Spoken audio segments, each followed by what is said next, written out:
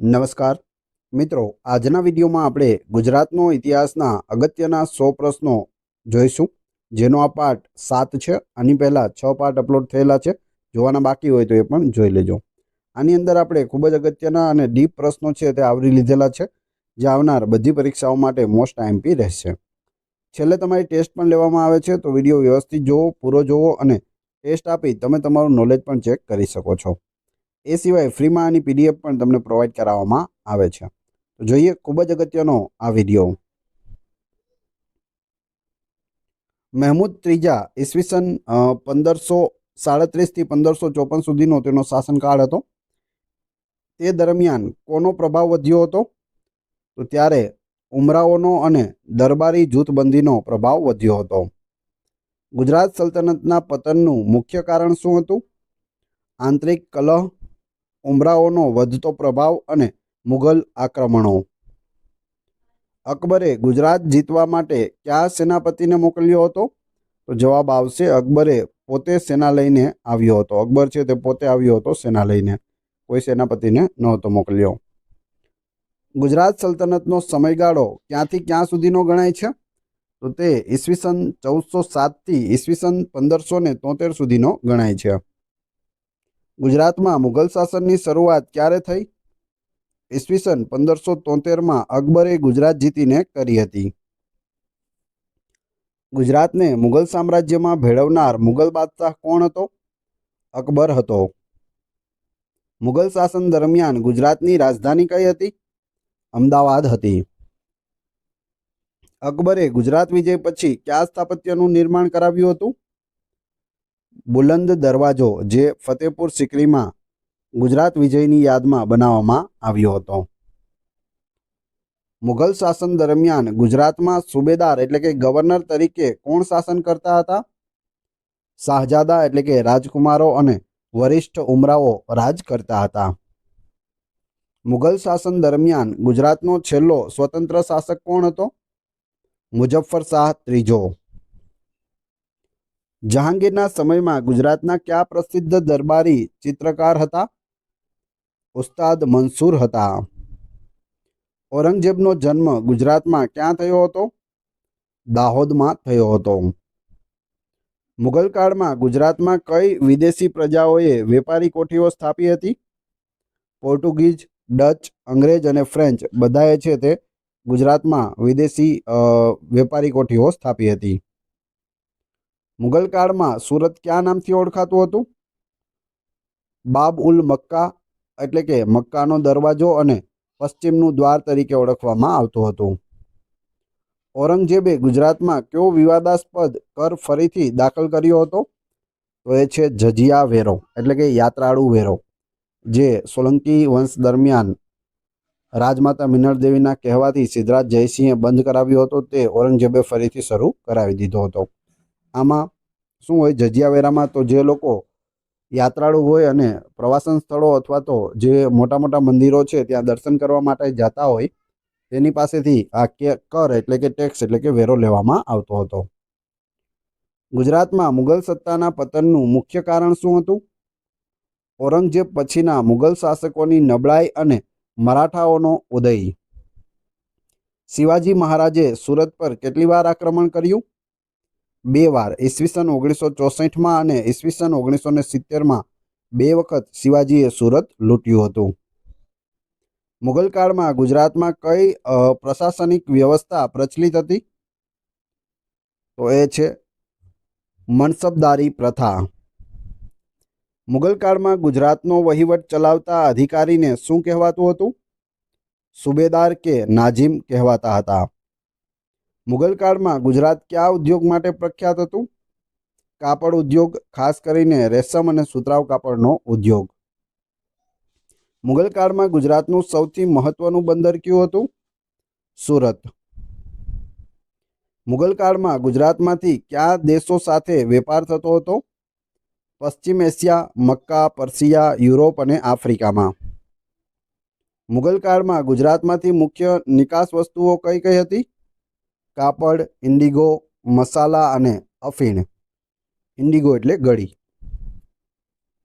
મુઘલ કાળમાં ગુજરાતમાં કયા નવા પાકો દાખલ થયા? તમાકુ અને બટાકા, જો કે તે પોર્ટુગીઝો દ્વારા દાખલ કરવામાં આવ્યા હતા. મુગલ કાળમાં ગુજરાતમાં નાણાકીય લેવડ દેવડ માટે કઈ પ્રથા પ્રચલિત હતી? હુંડી પ્રથા પ્રચલિત હતી. મુગલ કાળમાં ગુજરાતમાં જમીન મહેસૂલ ઉઘરાવવા માટે કઈ પદ્ધતિનો ઉપયોગ થતો હતો? જાપ્તી પ્રથા. મુગલ કાળમાં ગુજરાતના વેપારી સમુદાયમાં કોણ મુખ્ય હતા? વાણિયા, પારસીઓ અને બોરા વેપારીઓ છે તે મુખ્ય હતા. સુરતમાંથી મક્કા હજ માટે જતા યાત્રાળુઓ કયા બંદરથી રવાના થતા હતા? સુરત બંદરથી. જે ગુજરાતમાંથી મક્કા હજ માટે જતા હતા તે સુરત બંદરેથી જતા હતા. મુગલ કાળમાં ગુજરાતમાં કઈ ચીજવસ્તુઓની આયાત થતી હતી? સોનું, ચાંદી, ઘોડા અને કિંમતી પથ્થરોની આયાત થતી હતી. મુગલ કાળમાં ગુજરાતમાં કઈ સ્થાપત્ય શૈલીનો વિકાસ થયો? ઇન્ડો ઇસ્લામિક સ્થાપત્ય મુગલ શૈલીનો પ્રભાવ તેમાં જોવા મળે છે. અમદાવાદમાં શાહજહાં દ્વારા બંધાવેલ પ્રખ્યાત ઇમારત કઈ છે? તો એ છે શાહીબાગ પેલેસ. હાલ સરદાર વલ્લભભાઈ પટેલ રાષ્ટ્રીય સ્મારક તેને બનાવી દેવામાં આવ્યું છે. અમદાવાદમાં મુગલ કાળમાં બંધાયેલ કઈ મસ્જિદ પ્રખ્યાત છે? તો એ છે શાહ આલમનો રોજો અને સરખેજનો રોજો. વડોદરામાં મુગલ શાસનનું કયું મહત્વનું સ્થાપત્ય આવેલું છે? હજીરા મકબરા આવેલ છે. સુરતમાં મુગલ કાળનું કયું સ્થાપત્ય જોવા મળે છે? મુગલ સરાય જોવા મળે છે. મુગલ કાળમાં ગુજરાતમાં કઈ કલાનો વિકાસ થયો હતો? લઘુચિત્રકલા, કાષ્ઠકલા અને વસ્ત્રકલા. જહાંગીર અને શાહજહાંના સમયમાં ગુજરાતમાં કયા બગીચા બન્યા હતા? શાહીબાગના બગીચા, લાલબાગના બગીચા. મુગલ કાળમાં ગુજરાતમાં કઈ ભાષાનો પ્રભાવ વધ્યો? ફારસી, જે રાજભાષા હતી મુગલ કાળની, અને ઉર્દુ. અમદાવાદમાં મુગલ કાળ દરમિયાન બનેલા પ્રસિદ્ધ દરવાજા કયા છે? 3 દરવાજા છે, જો કે સલ્તનત કાળમાં બંધાયા અને મુગલ કાળમાં તે ઉપયોગમાં હતા. મુગલ કાળમાં ગુજરાતમાં મસ્જિદો અને રોજાઓની શૈલીમાં શું પરિવર્તન આવ્યું? ઈરાની અને સ્થાનિક શૈલીનું મિશ્રણ જોવા મળે છે. મુગલ કાળમાં ગુજરાતમાં કયા પ્રકારના ઝરૂખા અને જાળીઓનો ઉપયોગ થતો હતો? સુશોભિત કોતરણીવાળા પથ્થરના ઝરૂખા અને જાળીઓ. મુગલ કાળમાં ગુજરાતમાં કયા ધાર્મિક સંપ્રદાયોનો પ્રભાવ હતો? સુન્ની અને શિયા ઇસ્લામ, હિન્દુ ધર્મ જેમાં વૈષ્ણવ અને શૈવ ધર્મ હતા, જૈન ધર્મ અને પારસી ધર્મ. મુગલ કાળમાં ગુજરાતમાં કયા પ્રસિદ્ધ સંત કવિ થઈ ગયા? સંત કવિ અખા ભગત થઈ ગયા. મુગલ કાળમાં ગુજરાતમાં કઈ સામાજિક પ્રથાઓ પ્રચલિત હતી? જાતિ વ્યવસ્થા, સતી પ્રથા કેટલાક અંશે હતી અને પડદા પ્રથા. મુગલ કાળમાં ગુજરાતમાં શિક્ષણનું મુખ્ય કેન્દ્ર કયું હતું? મદ્રેસાઓ અને પાઠશાળાઓ હતી. મુગલ કાળમાં ગુજરાતમાં કયા મેળા અને ઉત્સવો ઉજવાતા હતા? ઈદ, દિવાળી, નવરાત્રિ, હોળી વગેરેના મેળાઓ અને ઉત્સવો ઉજવવામાં આવતા હતા. મુગલ કાળમાં ગુજરાતમાં કયા નવા ખાદ્ય પદાર્થો અને વાનગીઓ પ્રચલિત થઈ? તો એ છે મુગલાઈ વાનગીઓ, ફળો અને શાકભાજી. મુગલ કાળમાં ગુજરાતના સમાજ પર શાનો પ્રભાવ જોવા મળ્યો? મુગલ શાસનની રીતભાત, કલા અને સંસ્કૃતિનો. મુગલ કાળમાં ગુજરાતના લોકોના પહેરવેશમાં શું પરિવર્તન આવ્યું? મુગલ શૈલીનો પ્રભાવ જોવા મળ્યો, ખાસ કરીને ઉમરાવો અને ધનિકોમાં. મુગલ કાળમાં ગુજરાતમાં કયા જૈન વિદ્વાનોએ સાહિત્ય રચના કરી? આનંદધન, જો કે તેમનો સમયકાળ થોડો વહેલો પણ મુગલ યુગ સાથે સંકળાયેલો છે. મુગલ કાળમાં ગુજરાતમાં કયા યુરોપિયન પ્રવાસીઓ આવ્યા હતા? સર થોમસ રો, ફ્રાન્સિસ પિઝાર્ડ અને ટેવર્નિયર આવ્યા હતા.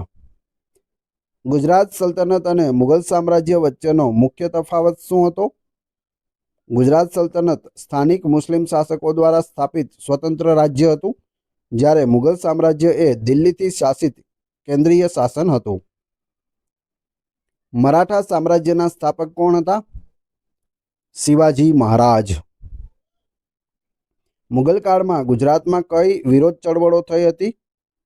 મરાઠાઓના આક્રમણો અને સ્થાનિક જમીનદારોના બળવા.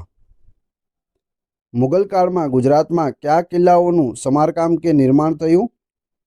સુરતનો કિલ્લો અકબરના સમયમાં. મુગલ કાળનો અંત ગુજરાતમાં ક્યારે આવ્યો? 18મી સદીના મધ્યમાં મરાઠાઓના વધતા પ્રભાવ અને મુગલ સત્તાના સંપૂર્ણ પતન સાથે. ગુજરાતમાં મરાઠા હુમલા ક્યારથી શરૂ થયા?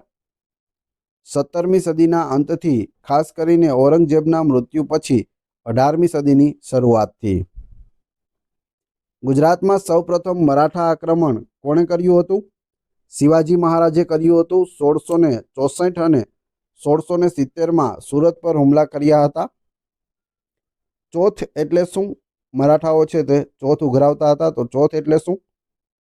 મુગલ શાસન હેઠળના પ્રદેશોમાંથી મરાઠાઓ દ્વારા ઉઘરાવવામાં આવતો 25% મહેસૂલ કર એટલે ચોથ.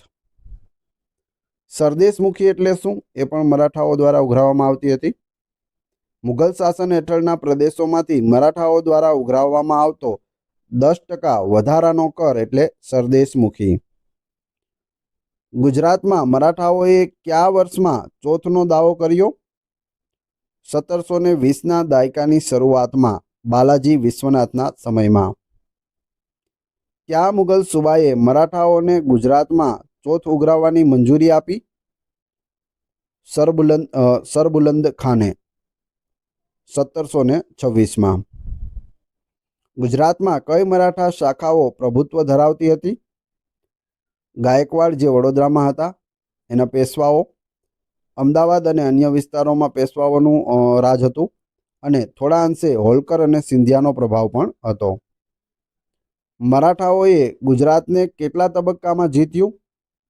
મુખ્યત્વે 3 તબક્કામાં: ચોથનો દાવો, પ્રાદેશિક વિભાજન અને અંતિમ જોડાણ. ગુજરાતમાં મરાઠા શાસનની શરૂઆત કયા શહેર પર કબજો કરીને થઈ હતી? અમદાવાદ પર. વડોદરામાં ગાયકવાડ રાજવંશના સ્થાપક કોણ હતા?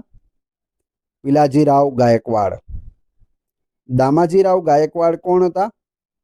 પિલાજીરાવના પુત્ર અને ગાયકવાડ સત્તાના વિસ્તરણમાં મુખ્ય ભૂમિકા ભજવનાર પિલાજીરાવ ગાયકવાડ.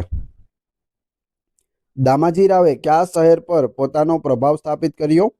વડોદરા અને આસપાસના વિસ્તારોમાં. વડોદરા ગાયકવાડની રાજધાની ક્યારે બન્યું? લગભગ 1730થી 1740ના દાયકામાં. મરાઠા સામ્રાજ્યના કયા પેશવાએ ગાયકવાડની સત્તાને માન્યતા આપી? બાજીરાવ પહેલાએ. ગાયકવાડ શાસન હેઠળ વડોદરા કયા ક્ષેત્રનું કેન્દ્ર બન્યું? શિક્ષણ, કલા અને વેપારનું કેન્દ્ર. ફતેહસિંહ રાવ ગાયકવાડનું શું યોગદાન હતું? રાજ્યના વહીવટમાં સુધારા અને બ્રિટિશરો સાથે સંબંધો સ્થાપિત કરવામાં. સયાજીરાવ ગાયકવાડ તૃતીય શા માટે પ્રખ્યાત છે? તેઓ વડોદરાના મહાન સુધારાવાદી શાસક હતા, જેમણે શિક્ષણ, સામાજિક સુધારા અને ઉદ્યોગમાં નોંધપાત્ર યોગદાન છે તે આપ્યું. ગાયકવાડનું શાસન ગુજરાતમાં ક્યાં સુધી ચાલ્યું? ભારતની સ્વતંત્રતા સુધી, એટલે કે 1947 સુધી. ગાયકવાડ શાસકોની સત્તા કઈ સંસ્થા હેઠળ હતી? મરાઠા સંઘ એટલે કે પેશવાના નેતૃત્વ હેઠળ હતી. ગુજરાતમાં મરાઠા વહીવટની મુખ્ય વિશેષતા શું હતી? તેઓ મુગલો પાસેથી પ્રદેશો જીતીને પોતાના શાસન હેઠળ લાવતા અને મહેસૂલ ઉઘરાવતા હતા. મરાઠા વહીવટ હેઠળ કઈ મહેસૂલી પ્રણાલી અમલમાં હતી? ચોથ અને સરદેશમુખી તેમજ સ્થાનિક જમીન મહેસૂલ પ્રણાલી પણ અમલમાં હતી.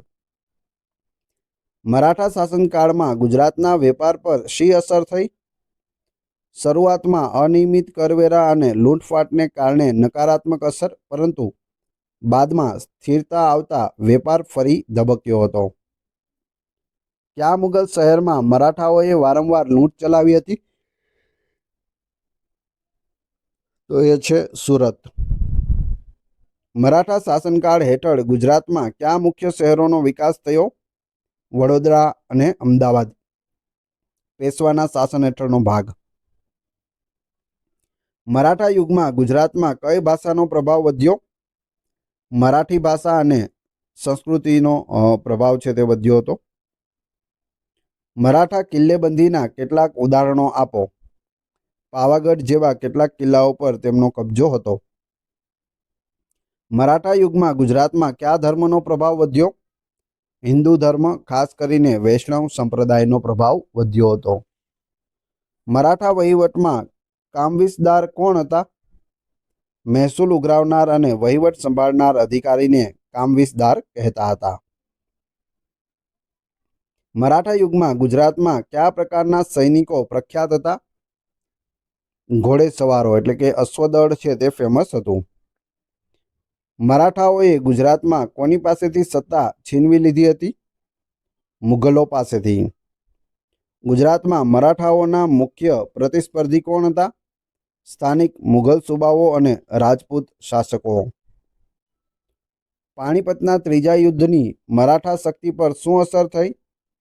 તેમની શક્તિને મોટો ફટકો પડ્યો, જોકે તેઓ સંપૂર્ણપણે નબળા પડ્યા નહીં. પ્રથમ એંગ્લો મરાઠા યુદ્ધ ક્યારે થયું? 1775 થી 1782 સુધી. સાલબાઈની સંધિ કયા યુદ્ધના અંતે થઈ? પ્રથમ એંગ્લો મરાઠા યુદ્ધ. બીજું એંગ્લો મરાઠા યુદ્ધ ક્યારે થયું? 1803 થી 1805માં. બીજા એંગ્લો મરાઠા યુદ્ધ પછી બ્રિટિશરોએ ગુજરાતમાં કયા મહત્વના પ્રદેશો પર કબજો કર્યો? સુરત, ભરૂચ અને આસપાસના વિસ્તારો પર. ત્રીજું એંગ્લો મરાઠા યુદ્ધ ક્યારે થયું? 1817-1818માં. ત્રીજા એંગ્લો મરાઠા યુદ્ધનું શું પરિણામ આવ્યું?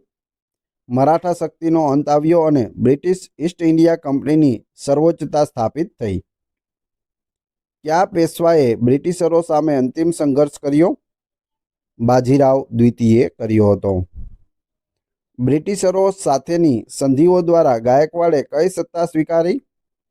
બ્રિટિશ સર્વોપરિતા અને સહાયક સંધિ પ્રણાલી છે તે અપનાવી હતી. અમદાવાદ પર મરાઠાઓનો અંતિમ કબજો કયા વર્ષમાં થયો? 1753માં મુઘલ શાસનનો અંત થયો અને મરાઠાઓ છે ત્યાં આવી ગયા. દમણ અને દીવ કઈ યુરોપિયન સત્તાના કબજામાં રહ્યા હતા જ્યારે ગુજરાતમાં મરાઠા શાસન હતું? પોર્ટુગીઝોના શાસન હેઠળ રહ્યા હતા દમણ અને દીવ. મરાઠા શાસનકાળ દરમિયાન ગુજરાતમાં કયા બ્રિટિશ કારખાનાઓ કાર્યરત હતા? સુરત, ભરૂચ અને ખંભાત જેવા સ્થળોએ. ગુજરાતમાં મરાઠા શાસનના પતનનું મુખ્ય કારણ શું હતું? આંતરિક કલહ, નબળું નેતૃત્વ અને બ્રિટિશરોની વધતી શક્તિ.